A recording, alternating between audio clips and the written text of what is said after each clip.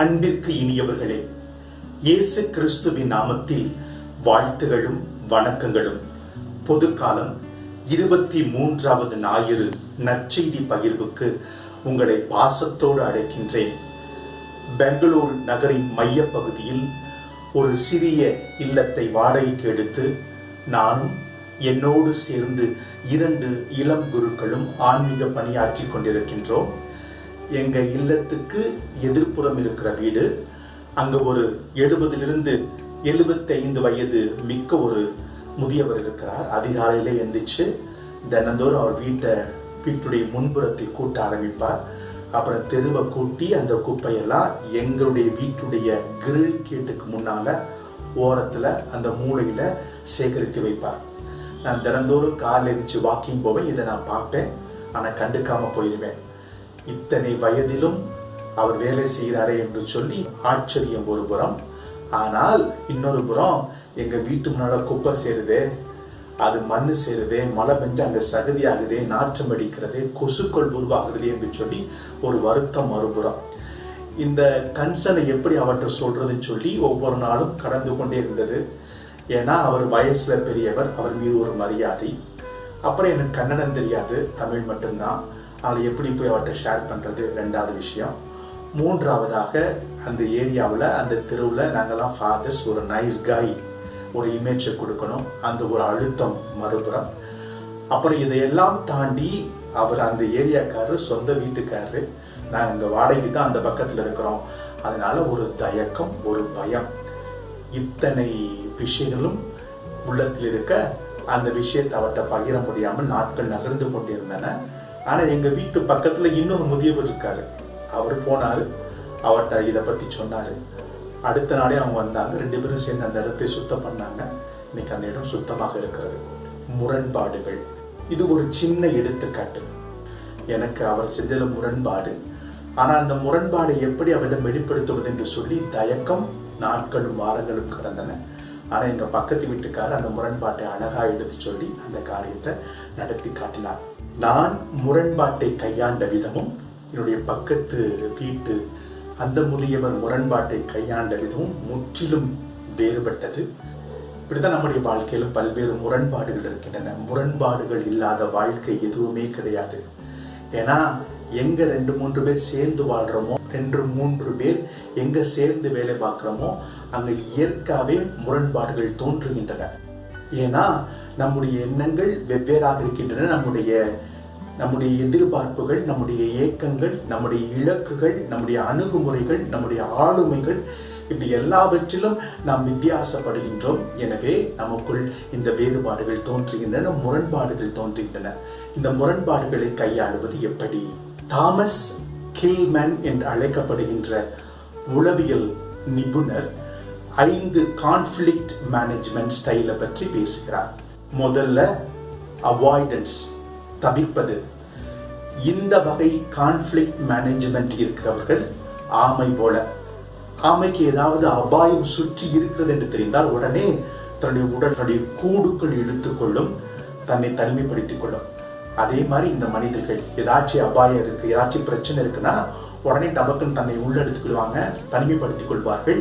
யார்கிட்டையும் பழக மாட்டாங்க. இவங்களுக்கு உறவு முக்கியம் கிடையாது, செயலும் முக்கியம் கிடையாது. 2வது வகை கான்ஃப்ளிக்ட் ஸ்டைல் காம்படிஷன். காம்படிஷனா போட்டி போடுறது. இவங்க ஷார்க் மாதிரி, சுறா மாதிரி. சுறா தன்னை எதிர்த்தவர்களை எதிர்த்து போராடும், அவங்கள சும்மா விடாது. அதே போல இந்த மனிதர்கள் தங்களை எதிர்த்தவர்களை தைரியமாக எதிர்த்து போராடி அவங்களோட ஆர்கியூ பண்ணி தங்களை சாதித்துக் கொள்வார்கள். இவங்களுக்கு உறவு முக்கியம் கிடையாது, செய்ய வேண்டிய செயல் முக்கியம். 3வது வகை கான்ஃப்ளிக்ட் மேனேஜ்மெண்ட் அக்காமடேஷன். இவர்கள் டெட்டி பேர் போன்றவர்கள். டெட்டி பேரை போல ரொம்ப சாஃப்டா, மிருதுவா. இவர்களுக்கு உறவு முக்கியம். மற்றவங்களை திருப்திப்படுத்த ஆசைப்படுவார்கள், யாரையும் காயப்படுத்த மாட்டாங்க. அதனால தன்னையும் இழக்க துணிவார்கள், தியாகங்கள் செய்வார்கள். இவர்களுக்கு சுற்றி இருக்கிற அமைதி, ஹார்மனி முக்கியம். 4வது வகை கான்ஃப்ளிக்ட் மேனேஜ்மெண்ட் காம்ப்ரமைசிங். இவங்க நரி போல. நரி எப்படி புத்திசாலித்தனத்தோடு செயல்படுமோ அதுபோல இவர்களும் புத்திசாலித்தனத்தோடு செயல்பட்டு தன்னையும் விட்டு கொடுப்பாங்க, தன்னுடைய காரியங்களை விட்டு கொடுப்பாங்க. அதே போல மற்றவர்களும் விட்டு கொடுத்து இந்த காரியத்தை சாதிக்கணும்னு ஆசைப்படுவாங்க. 5வது வகை கான்ஃப்ளிக்ட் மேனேஜ்மெண்ட் கொலாபரேட்டிங், அதாவது ஒத்துப்போதல். இவர்கள் ஆந்தை போல, அதாவது எல்லாம் சேர்ந்து உட்கார்ந்து பேசி எது தேவையோ சரியான முடிவெடுத்து மற்றவர்களும் வெற்றி பெற வேண்டும், தானும் வெற்றி பெற வேண்டும் என்று சொல்லி ஒருவரோடு ஒத்துழைத்து இணைந்து செயலாற்றுவது இவருடைய பழக்கம். இப்படி 5 வகையான கான்ஃப்ளிக்ட் மேனேஜ்மெண்ட், அதாவது முரண்பாடுகளை சமாளிக்கின்ற கையாளுகின்ற வழிகள் இருக்கிறது. ஆனால் இன்றைய நற்செய்தியான மத்தேயு 18ஆம் அதிகாரம் 15-20 வசனங்கள்ல இயேசு பெரிதொரு கான்ஃப்ளிக்ட் மேனேஜ்மெண்ட்டை பற்றி, முரண்பாடுகளை கையாளுகின்ற வழியை பற்றி அழகாக எடுத்திருக்கிறார். அவரை பொறுத்தவரை அவருடைய conflict management reconciliation conflict management, அதாவது ஒப்புரவாக்குகின்ற, அக்கறையோடு உறவை வளர்க்கின்ற ஒரு முரண்பாடுகளை கையாளுகின்ற வழியை இயேசு நமக்கு இன்று அறிமுகப்படுத்துகிறார். கொஞ்ச நேரம் அமைதியாக உட்காந்து யோசித்து பாருங்க, இன்னைக்கு என்னுடைய வாழ்க்கையில் இருக்கிற முரண்பாடுகள் என்ன என்ன? என் கணவரோடு, என் மனைவியோடு, என் குழந்தைகளோடு, என் பெற்றோர்களோடு, என் அண்ணன் தம்பியோடு, என் அக்கா தங்கச்சிகளோடு, என் உறவுகளோடு, பந்தங்களோடு, நட்புகளோடு, சுற்றுப்புறத்தோரோடு, நான் வேலை பார்க்குற இடத்துல எனக்கு மற்றவரோட முரண்பாடுகள் இருக்கிறதா? அதை எப்படி நான் கையாண்டு கொண்டிருக்கிறேன்? இன்னைக்கு இயேசுவின் ஒப்புரவு முரண்பாடுகளை கையாளுகின்ற வழியை நான் கற்றுக்கன்னு ஆசைப்பட்டேன்னா அதை நான் என்னென்ன செய்யணும்? அதற்கான காணொளி தான் இந்த காணொளி.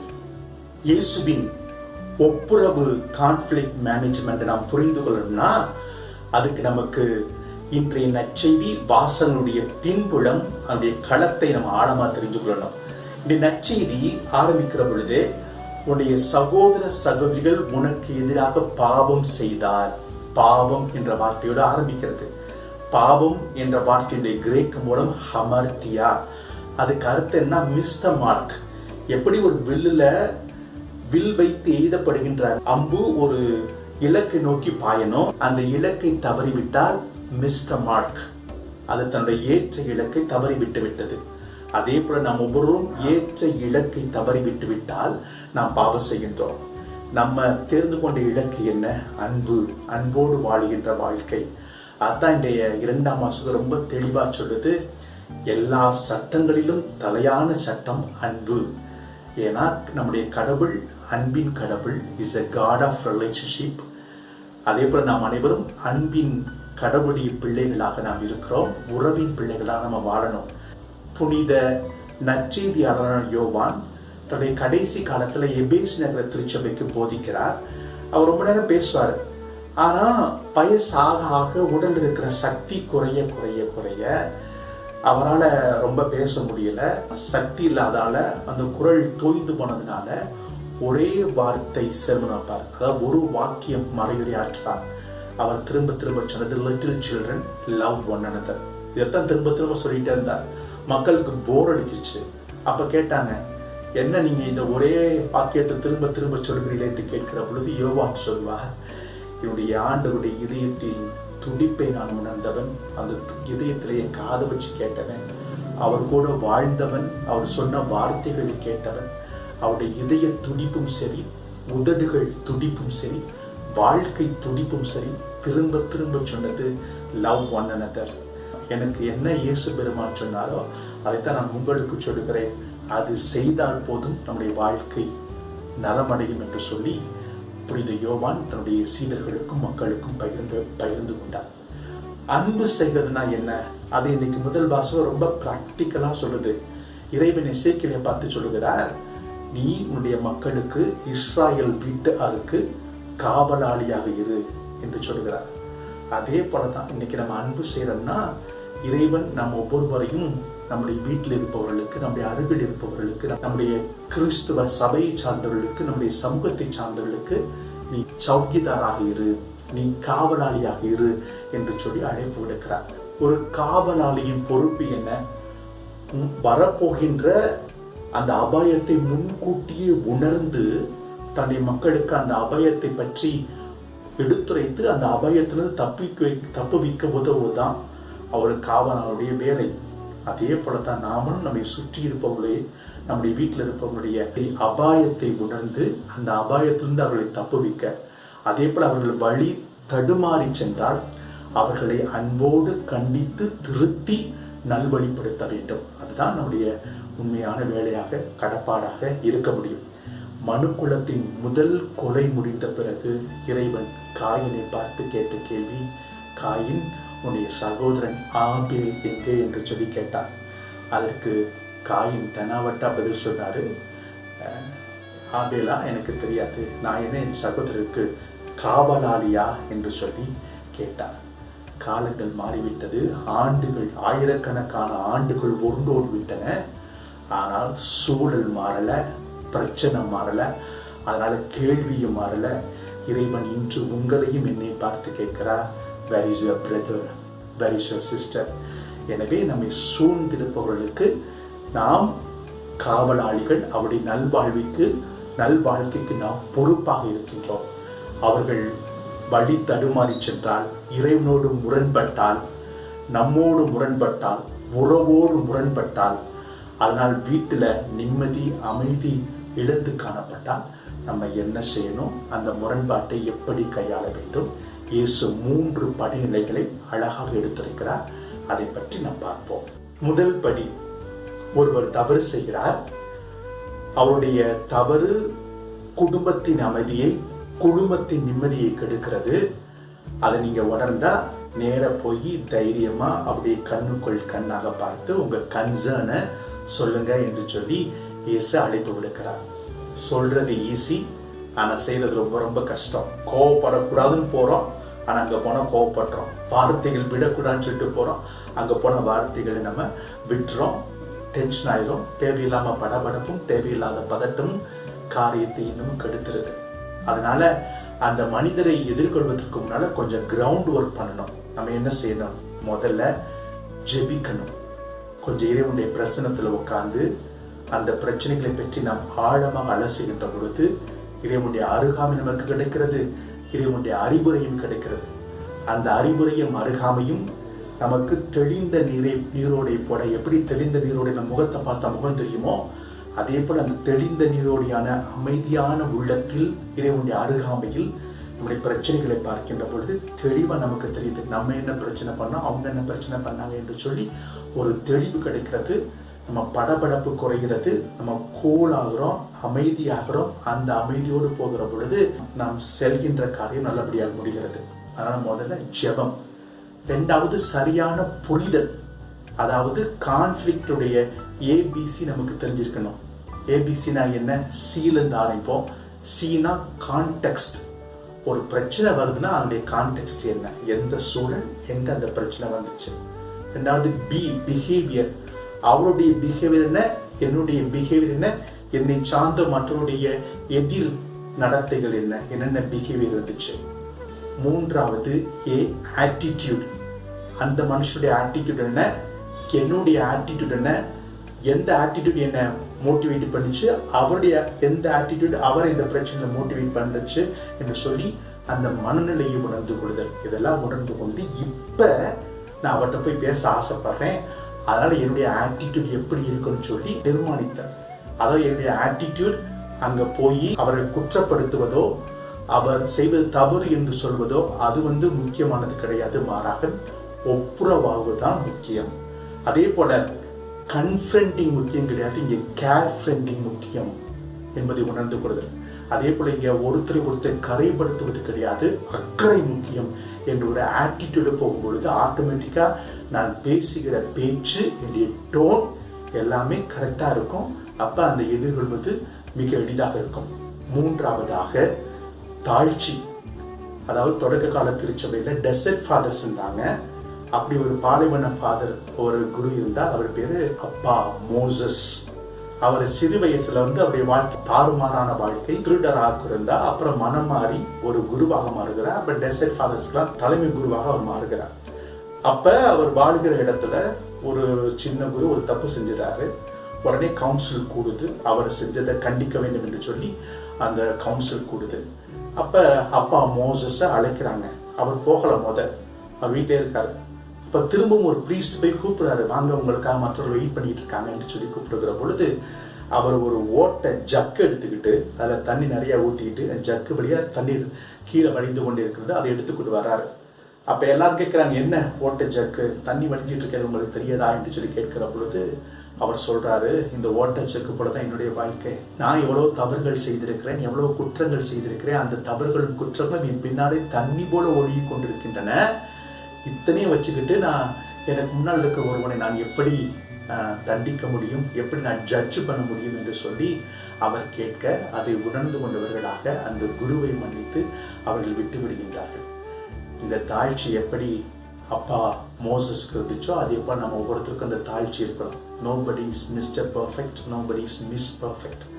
எல்லாருக்கும் குறைகள் இருக்கிறது, எல்லாரும் தவறுகள் செய்திருக்கிறோம், எல்லாருக்கும் பாஸ்ட் இருக்கு.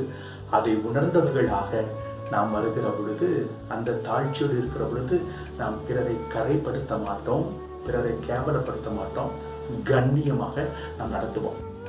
2வது படி, தாழ்ச்சியோடும் அக்கறையோடும் நீ ஒருவரை எதிர்கொள்கின்ற பொழுது அதற்கு அதை செவிசாய்க்காவிட்டால் 2-3 பேரை கூட்டிட்டு போ. இந்த 2-3 பேருடைய ரோல் என்ன? இந்த 2-3 பேர் 2 பேருடைய பிரச்சனையை உணர்ந்து கொண்டு, அதனுடைய தாக்கத்தினுடைய கனாகனத்தை உணர்ந்து கொண்டு, எந்த ஒரு சைடு எடுக்காம அப்ஜெக்டிவா பிரச்சனையை ஒரு முதிர்ச்சியோடு அணுகுகிற நபர்களாக இந்த 2-3 பேர் இருக்கணும். எதுக்கு இந்த 2-3 பேர்னா, இவங்களுக்கு ஒரு 3rd ஒப்பீனியன் கிடைக்கிறதுக்கு வாய்ப்பு இருக்கிறது. இன்னும் சொல்ல போனோம்னா 2 பேருடைய பிரச்சனையை உணர்ந்து கொண்டு 2 பேருக்கு இடையில் நெகோஷியேட் பண்ணுவாங்க. இன்னும் ஆழமாக உற்று நோக்கினால் இந்த பிரச்சனை ஒரு சின்ன வட்டத்துக்குள்ள அலசி ஆராயப்படும். இதை பத்தி புரணி வெளியே போய் புரணி பேசப்படாது. ஏன்னா இன்னைக்கு இருக்கிற பெரிய சமூக நோய் புரணி பேசுதல், அதற்கான இடம் கொடுக்கப்பட மாட்டாது. 3வது படி, இவங்க தனியா சொன்னா கேட்கல, 2-3 சேர்ந்து சொன்னா கேட்கல, அப்படின்னா அந்த பிரச்சனையை நீ திருச்சபையிடம் எடுத்து செல் என்று சொல்லி இயேசு சொல்கிறார். ஆக இந்த தொடர் படிப்படியான குறுக்கீடு மூலமாக, இயேசுவின் ரெக்கன்சிலேஷன் மெத்தட் மூலமாக அவர் நமக்கு சொல்ல விரும்புவது, இதனுடைய பிரதான நோக்கம் ஒருவரை குற்றப்படுத்துவதோ, ஒருத்தரை காயப்படுத்துவதோ, ஒருவரை அவமானப்படுத்துவதோ அல்ல, மாறாக ஒப்புரவும் புறவும் மற்றவனை ரீகெயின் பண்ணணும். அதான் ரொம்ப இதனுடைய முக்கியமான நோக்கம். இப்படி ஒப்புரவும் மனம் ஒருமித்த 2-3 பேர் சேர்ந்து இருக்கிற பொழுது அங்கே கடவுளுடைய பிரசன்னம் இருக்கும். இப்படி மனம் ஒருமித்து ஒப்புரோடு இருக்கிற 2-3 பேர் சேர்ந்து ஜெபிக்கிற பொழுது அந்த ஜெபம் ஆண்டவரால் கேட்கப்படும். அது ஆண்டவர் அந்த மிராக்களை அவங்க கேட்கறத கட்டாயம் செய்வார். இன்னும் சொல்ல போனா 2-3 பேர் மனம் ஒருமித்து ஒப்புரவோடு இருக்கிறது ஒரு பெரிய மிராக்கள்.